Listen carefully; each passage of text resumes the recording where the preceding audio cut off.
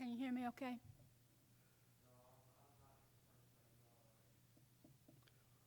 Yeah, I'm not touching the sound system. All right. You sure you want to do this? Do I have an option? Yes. You can just run out the door. I'll walk. I can't run.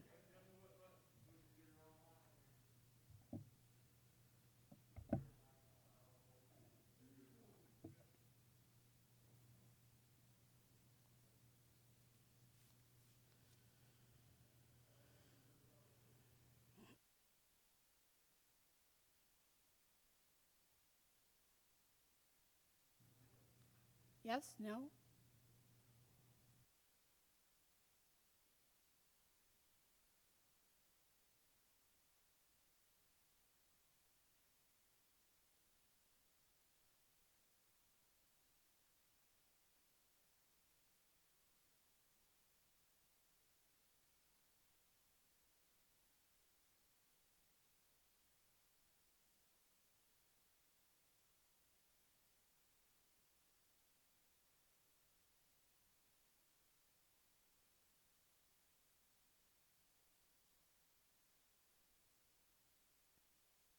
I ask him to do something, he messes it up, and I don't ask him to do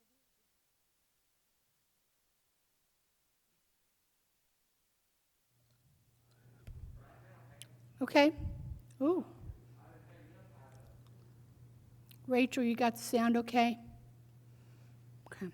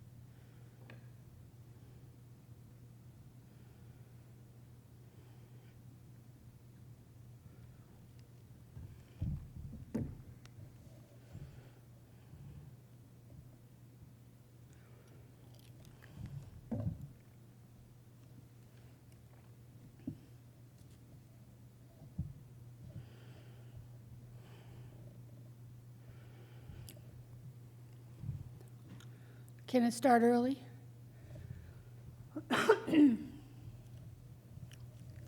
Rachel, you ready? Okay, let's go ahead. Good morning. My name is Pam Dietz. I'm bringing the Sunday school lesson today from First United Methodist in Humboldt. We don't have a big crowd in the sanctuary, but I appreciate y'all being here. Today we're going to be concluding this quarter's lesson with Exodus 34. In the previous lesson from last week, Moses came down from Mount Sinai with the tablets, and he found the Israelites having a party and worshiping an idol. Moses was understandably upset, threw the tablets down, and they broke. God's anger burned against the Israelites to the point that he was going to destroy them. Moses pleaded with God to relent, and he did. And he forgave and gave them a second chance, but not without great punishment. And I'm not going to rehash that. You can go back and look at that for yourself. But the chapter ends with Moses pleading to see God's glory. So we know that to look on God's face is to die, and that in the end Moses only saw the back of God's glory as he passed by. So Exodus 34 brings us to the Israelites' second chance. For most people, when they get a second chance, they may express gratitude. And it is, a second chance is truly a gift that we need to appreciate, and we need to make a commitment to do better. We need to follow through, and a lot of people don't do that. So Israel's sin was grievous to God, but he did forgive them even though they didn't deserve God's mercy. And that's kind of the whole point of the Old Testament, is God keeps giving his people another chance and another chance, even though we keep messing up.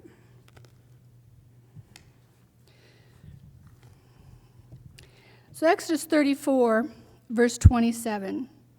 Then the Lord said to Moses, write down these words, and these are the commandments that were previously broken. Write down these words in accordance with the covenant I made with you and with Israel. And a covenant is a promise, an agreement between two people. But what we need to understand is that this was a unilateral agreement. This was nothing that we as people promised to do for God. This is a strict agreement coming from God to man. God promises that he will love us, that he will include us, that he will bring us to heaven in the end. And this was his plan from the beginning of Genesis. Moses was there with the Lord on the mountain for 40 days and 40 nights without eating bread or drinking water. Now, it's possible to fast for 40 days, but it's not possible to survive and not drink water. So this was a supernatural experience. This was something that was sustained by God and God alone. Moses wrote on the tablets the second time the Ten Commandments.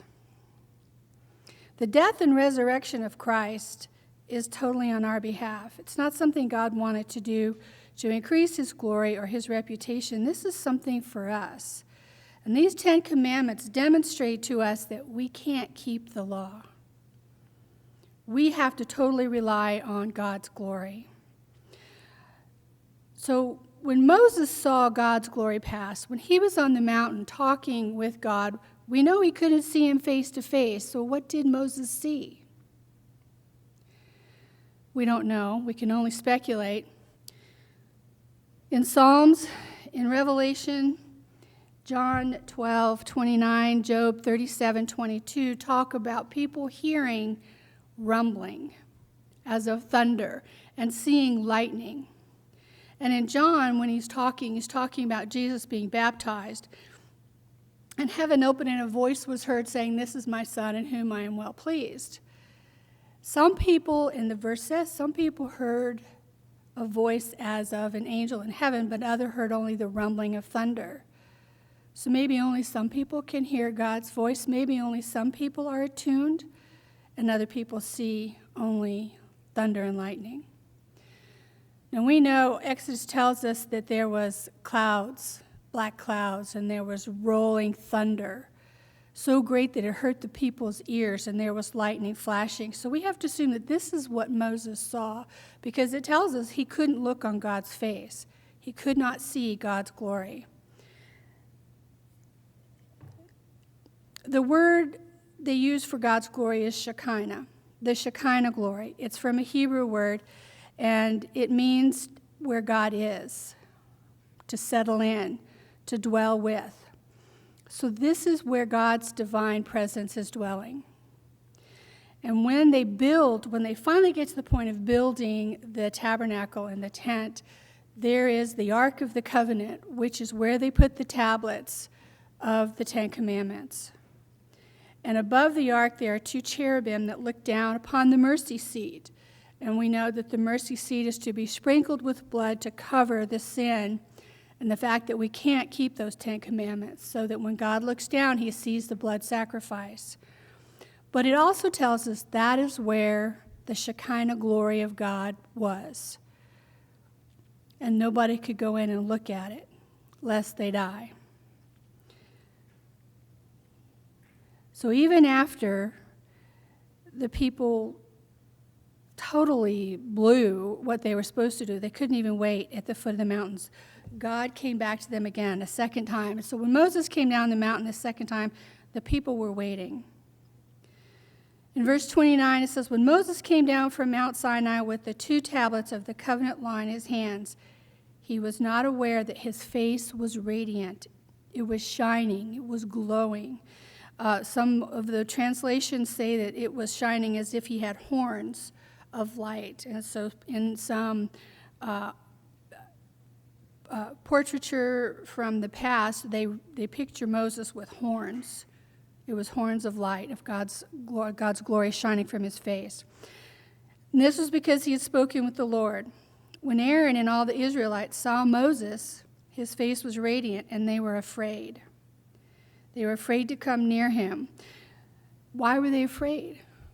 Because they knew he had been in the presence of God, because he was holy, because he had been glorified, because he was reflecting God's glory, and maybe they were afraid of their own sin and their own failure to be good enough.